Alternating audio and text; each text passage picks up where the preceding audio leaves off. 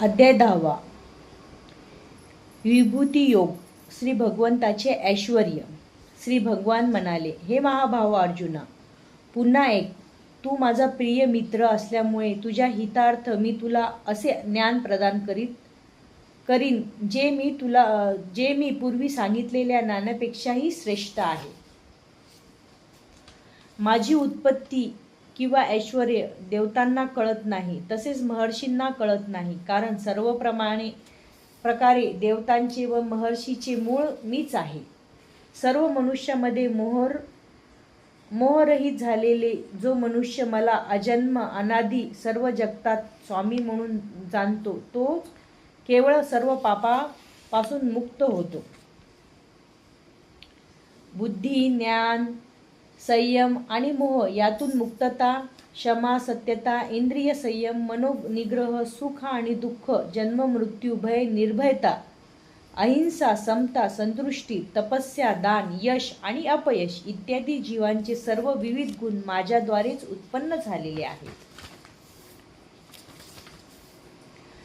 सप्तर्षी गण आणि त्यांच्या पूर्वीचे 4 महर्षी तसेच मनु मानव जातीचे प्रजापती माझ्या मनापासून निर्माण होतात, म्हणजेच माझ्यापासून उत्पन्न होतात, आणि विविध लोकांवरील निवास करणारे सर्व जीव त्यांच्यापासून उत्पन्न होतात. ज्याला माझ्या ऐश्वर्याची आणि योग भक्तीची वास्तविकपणे खात्री पटेल, तो अनन्य भक्ती योगामध्ये तत्पर होतो, यात मुळीच शंका नाही. मी सर्व प्राकृतिक आणि आध्यात्मिक जगाताच्या उत्पत्ती करता आहे. सर्व काही माझ्यापासून उद्भवते. जे बुद्धिमान मनुष्य हे पूर्वपणे जाणतात, ते माझ्या भक्तीमध्ये संलग्न होतात आणि अंतःकरणपूर्वक मला भजतात. माझ्या शुद्ध भक्तांचे चित्त माझ्यामध्येच वास करीत असते. त्याचे जीवन माझ्या सेवेमध्ये समर्पित असते आणि एकमेकांमध्ये माझ्याबद्दल चर्चा करण्यापासून आणि बोधक करण्यापासून त्यांना अत्याधिक संतोष आणि आनंद प्राप्त होतो. जे प्रेमाने सतत माझी सेवा करण्यात युक्त असतात, त्यांना मी असे ज्ञान देतो ज्यामुळे ते मला येऊन पोहोचतील.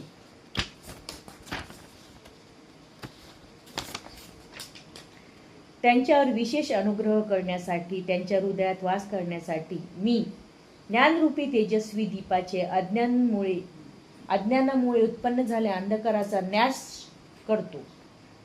अर्जुन म्हणाला, तुम्हीच पुरुषोत्तम भगवान, परमधाम, परमपवित्र, परमसत्य आहात. तुम्ही शाश्वत, दिव्य, आदिपुरुष, आजन्म, विभूत आहात.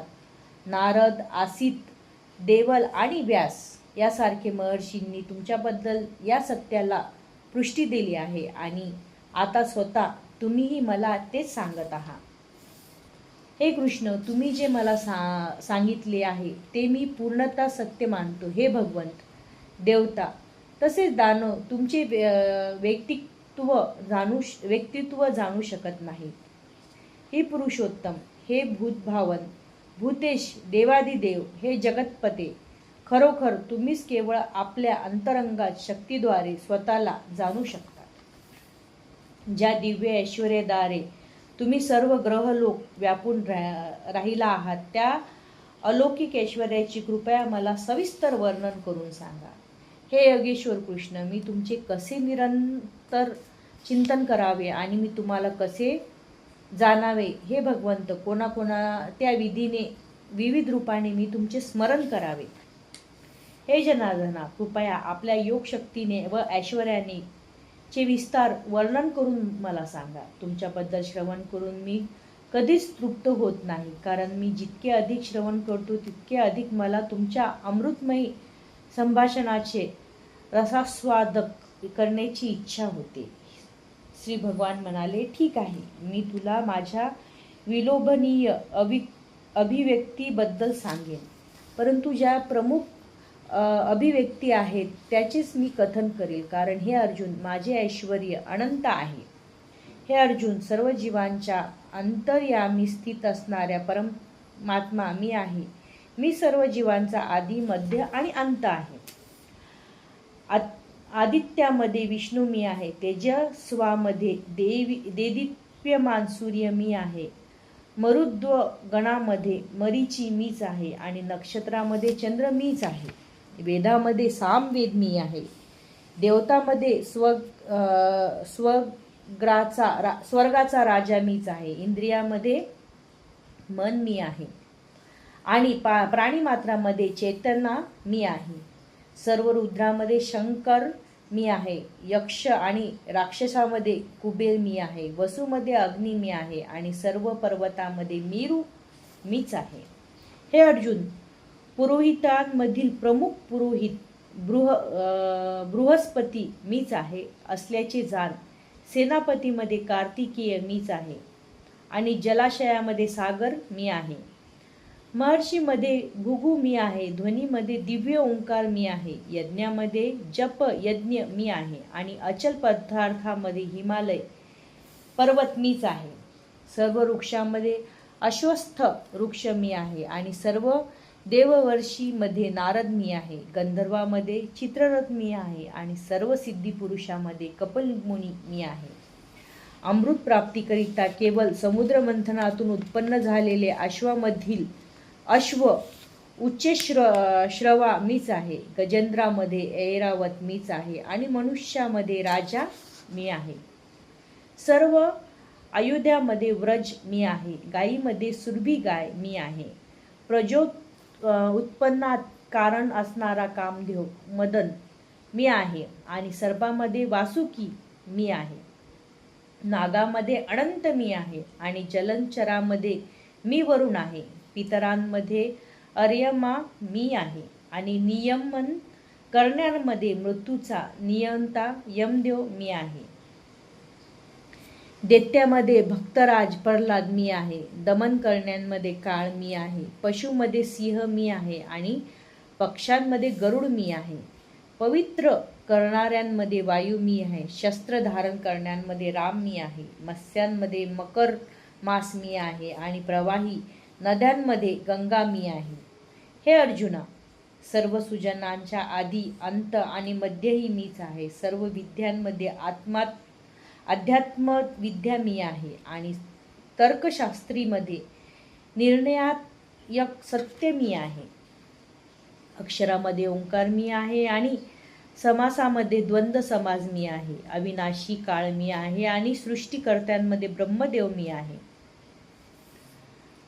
सर्व हरण करणारा मृत्यू मी आहे आणि भविष्यामध्ये अस्तित्वात येणाऱ्या प्रत्येक वस्तूचे कारणही मी आहे. स्त्रियांमध्ये कीर्ती, ऐश्वर्य, मधुर वाणी, स्मृती, बुद्धी, दृढता आणि क्षमा मी आहे.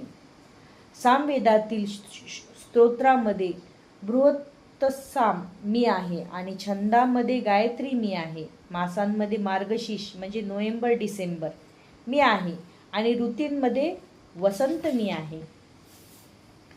फसविणाऱ्यांमध्येही धूर्त मी आहे आणि तेजस्वाचे तेज मी आहे. विजय मी आहे. साहस आणि बलवानाचे बलही मीच आहे.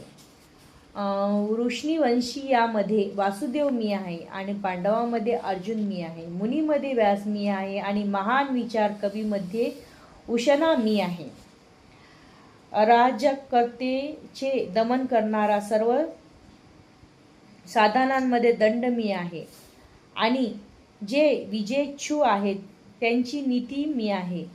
सहस्यामधील मौन मी आहे आणि ज्ञानीजनामध्ये ज्ञान मी आहे. तसेच हे अर्जुन, संपूर्ण सृष्टीचे बीज मी आहे. कोणताही चराचर प्राणी माझ्याविना अस्तित्वात राहू शकत नाही. हे परंतप, माझ्या दिव्य विभूतींना अंत नाही. मी तुला जे सांगितले आहे ते माझ्या अनंत विभूतीमध्ये केवळ सूचक आहे.